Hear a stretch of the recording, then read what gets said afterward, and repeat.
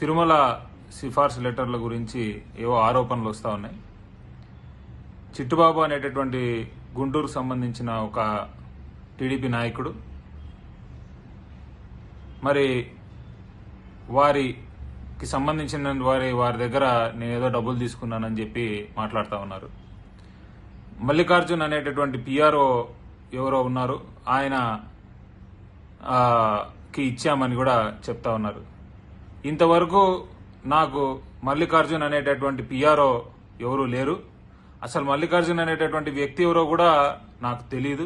దర్శనాలు లెటర్లు అమ్ముకొని బతకాల్సినటువంటి దౌర్భాగ్య పరిస్థితుల్లో, అంత చెడిపోయిన పరిస్థితుల్లో ఈరోజు నేను కానీ నా కుటుంబం కానీ లేదు.